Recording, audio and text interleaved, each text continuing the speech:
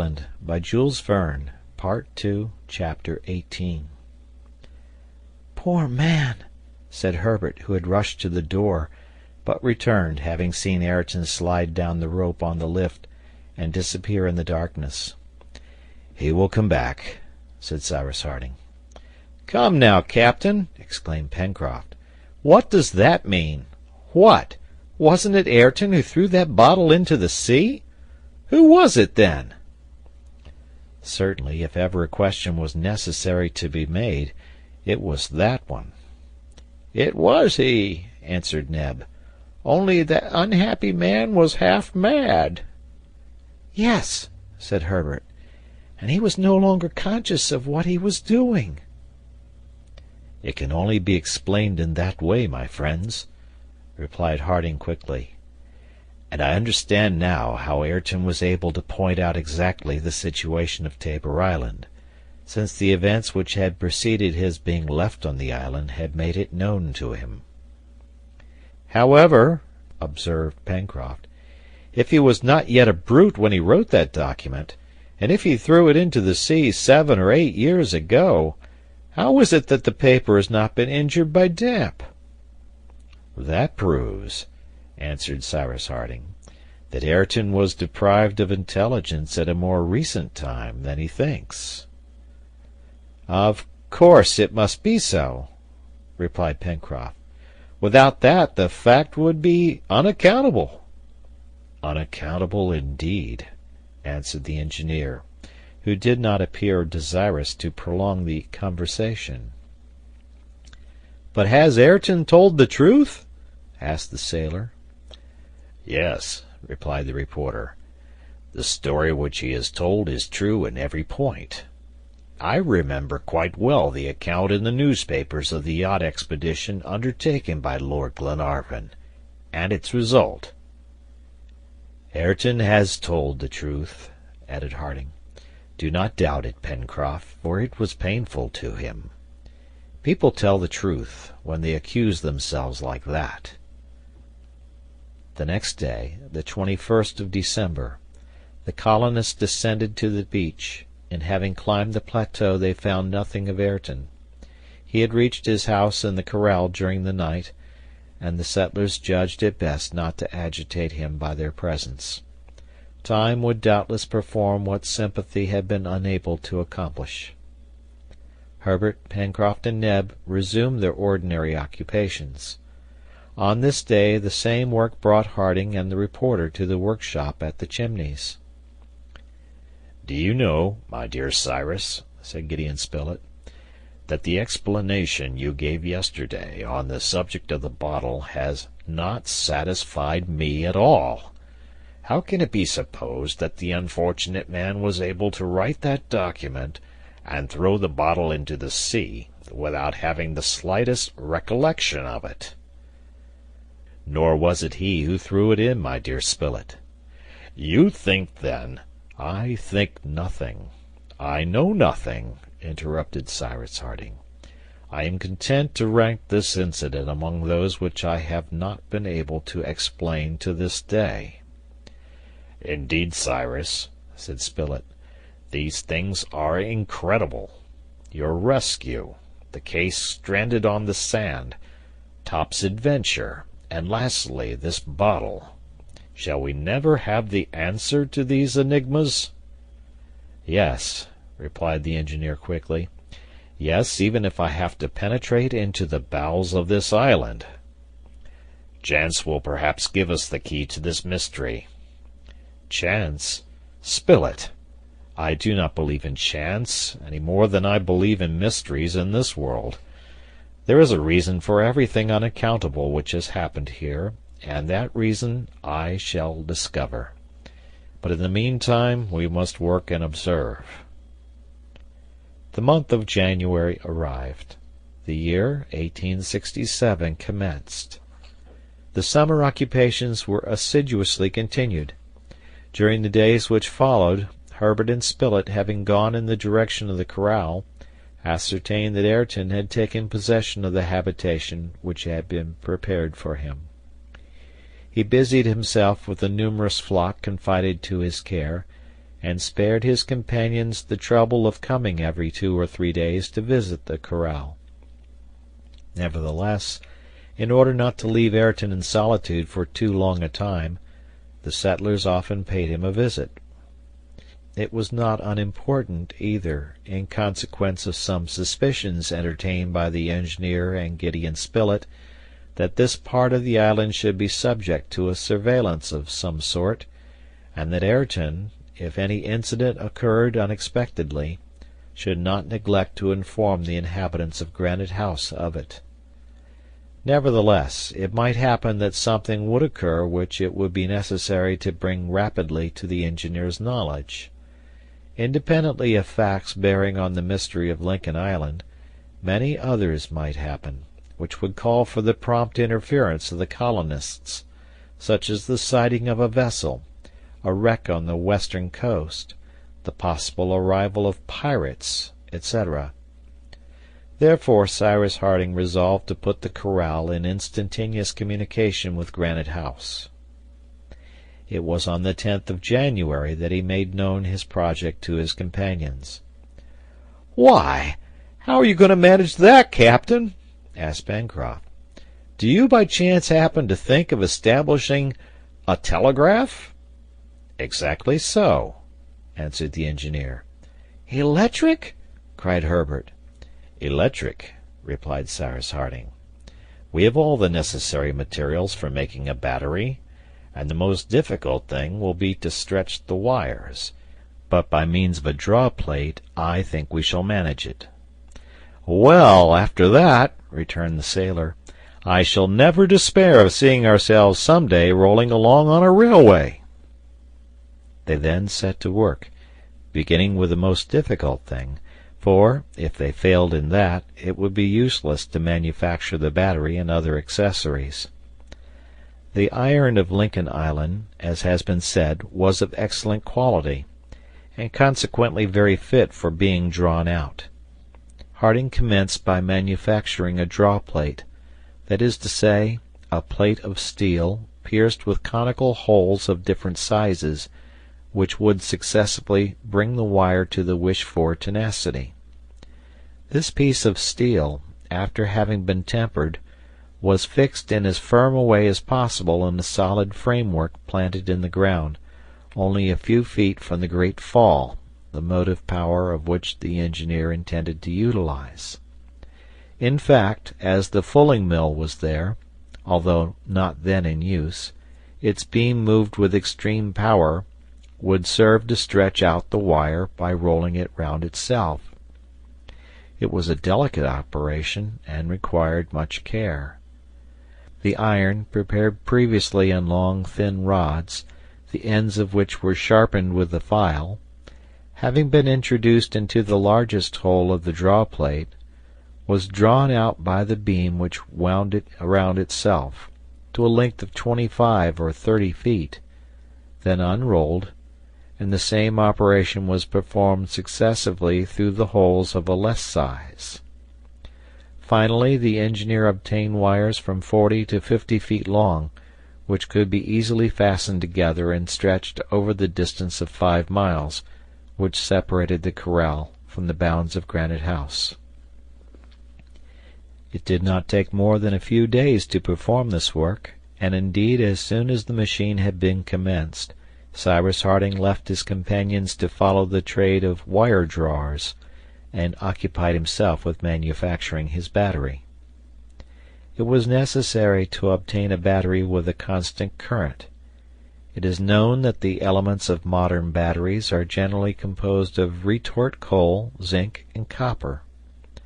Copper was absolutely wanting to the engineer, who, notwithstanding all his researches, had never been able to find any trace of it in Lincoln Island, and was therefore obliged to do without it. Retort coal, that is to say, the hard graphite which is found in the retorts of gas manufactories after the coal has been dehydrogenized, could have been obtained, but it would have been necessary to establish a special apparatus involving great labor. As to zinc, it may be remembered that the case found at Flotsam Point was lined with this metal, which could not be better utilized than for this purpose.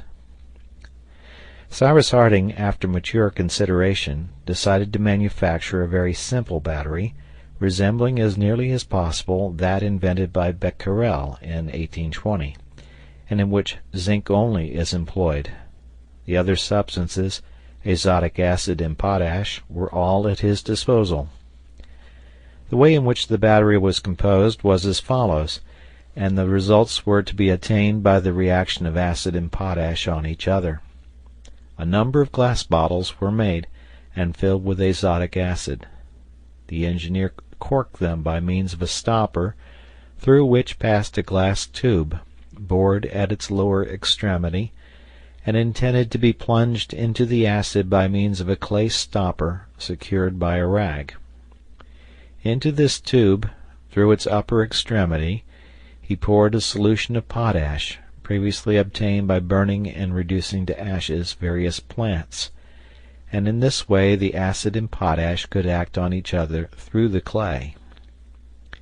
Cyrus Harding then took 2 slips of zinc, one of which was plunged into azotic acid, the other into a solution of potash.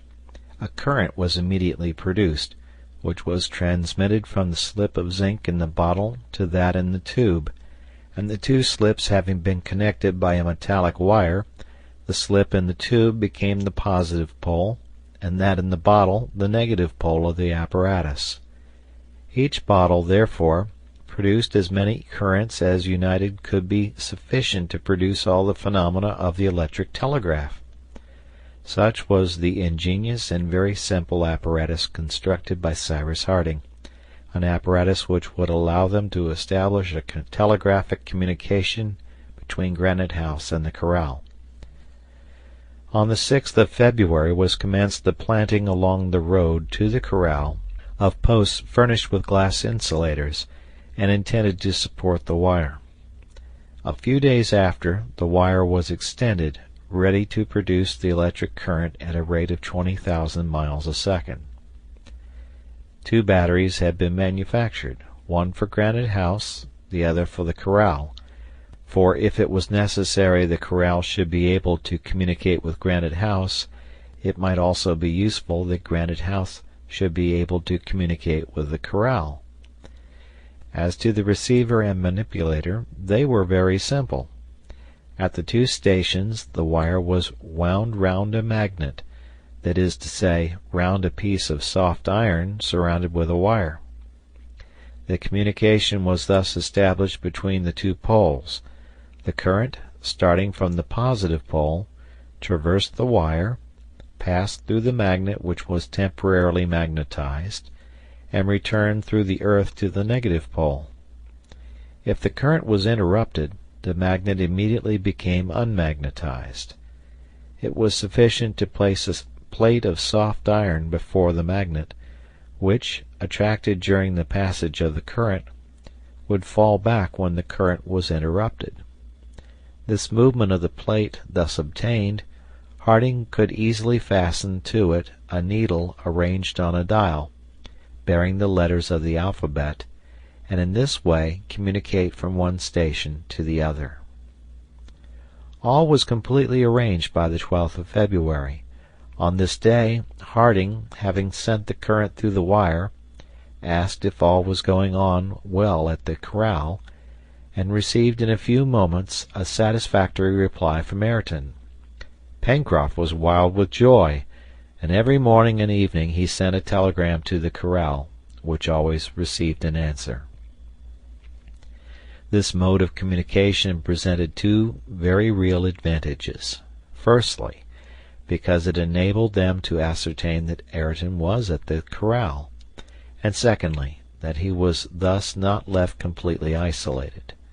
Besides, Cyrus Harding never allowed a week to pass without going to see him, and Ayrton came from time to Granite House, where he always found a cordial welcome. The fine season passed away in the midst of the usual work. The resources of the colony, particularly in vegetables and corn, increased from day to day, and the plants brought from Tabor Island had succeeded perfectly. The plateau of Prospect Heights presented an encouraging aspect. The fourth harvest had been admirable, and it may be supposed that no one thought of counting whether the 400,000 millions of grains duly appeared in the crop. However, Pencroft had thought of doing so, but Cyrus Harding having told him that even if he managed to count 300 grains a minute, or 9,000 an hour, it would take him nearly 5,500 years to finish his task, the honest sailor considered it best to give up the idea. The weather was splendid, the temperature very warm in the daytime, but in the evening the sea breezes tempered the heat of the atmosphere and procured cool nights for the inhabitants of Granite House. There were, however, a few storms, which, although they were not of long duration, swept over Lincoln Island with extraordinary fury. The lightning blazed, and the thunder continued to roll for some hours. At this period the little colony was extremely prosperous. The tenants of the poultry yard swarmed, and they lived on the surplus, but it became necessary to reduce the population to a more moderate number. The pigs had already produced young, and it may be understood that their care for these animals absorbed a great part of Neb and Pencroft's time. The onagers, who had 2 pretty colts, were most often mounted by Gideon Spilett and Herbert, who had become an excellent rider under the reporter's instruction, and they also harnessed them to the cart, either for carrying wood and coal to Granite House, or different mineral productions required by the engineer. Several expeditions were made about this time into the depths of the far west forests. The explorers could venture there without having anything to fear from the heat, for the sun's rays scarcely penetrated through the thick foliage spreading above their heads. They thus visited all the left bank of the Mercy, along which ran the road from the corral to the mouth of Falls River. But in these excursions the settlers took care to be well armed, for they met with savage wild boars, with which they often had a tussle. They also, during this season, made fierce war against the jaguars. Gideon Spilett had vowed a special hatred against them, and his pupil Herbert seconded him well. Armed as they were, they no longer feared to meet one of those beasts. Herbert's courage was superb, and the reporter's sang-froid astonishing. Already 20 magnificent skins ornamented the dining-room of Granite House, and if this continued, the jaguar race would soon be extinct in the island, the object aimed at by the hunters. The engineer sometimes took part in the expeditions made to the unknown parts of the island, which he surveyed with great attention. It was for other traces than those of animals that he searched the thickets of the vast forest, but nothing suspicious ever appeared. Neither Top nor Jup, who accompanied him, ever betrayed by their behavior that there was anything strange there, and yet more than once again the dog barked at the mouth of the well, which the engineer had before explored without result. At this time Gideon Spilett, aided by Herbert, took several views of the most picturesque parts of the island by means of the photographic apparatus found in the cases, and of which they had not as yet made any use. This apparatus, provided with a powerful object glass, was very complete. Substances necessary for the photographic reproduction, collodion for preparing the glass plate, nitrate of silver to render it sensitive, hyposulfate of soda to fix the prints obtained, chloride of ammonium in which to soak the paper destined to give the positive proof, acetate of soda and chloride of gold in which to immerse the paper. Nothing was wanting. Even the papers were there, all prepared, and before laying in the printing frame upon the negatives it was sufficient to soak them for a few minutes in the solution of nitrate of silver. The reporter and his assistant became in a short time very skilful operators, and they obtained fine views of the country, such as the island, taken from Prospect Heights with Mount Franklin in the distance, the mouth of the Mersey, so picturesquely framed in high rocks, the glade and the corral, with the spurs of the mountain in the background, the curious development of Claw Cape, Flotsam Point, etc. Nor did the photographers forget to take the portraits of all the inhabitants of the island, leaving out no one. "It multiplies us," said Pencroft. And the sailor was enchanted to see his own countenance faithfully reproduced, ornamenting the walls of Granite House, and he stopped as willingly before this exhibition as he would have done before the richest shop windows in Broadway. But it must be acknowledged that the most successful portrait was incontestably that of Master Jup. Master Jup had sat with a gravity not to be described, and his portrait was lifelike. "He looks as if he was just going to grin," exclaimed Pencroft. And if Master Jup had not been satisfied, he would have been very difficult to please, but he was quite contented and contemplated his own countenance with a sentimental air which expressed some small amount of conceit. The summer heat ended with the month of March. The weather was sometimes rainy, but still warm. The month of March, which corresponds to the September of northern latitudes, was not so fine as might have been hoped. Perhaps it announced an early and rigorous winter. It might have been supposed one morning, the 21st, that the first snow had already made its appearance. In fact, Herbert, looking early from one of the windows of Granite House, exclaimed, "Hallo! The island is covered with snow!" "Snow at this time?" answered the reporter, joining the boy. Their companions were soon beside them, but could only ascertain one thing, that not only the islet but all the beach below Granite House was covered with one uniform sheet of white. "It must be snow," said Pencroft. "Or rather is very like it," replied Neb. "But the thermometer marks 58 degrees," observed Gideon Spilett.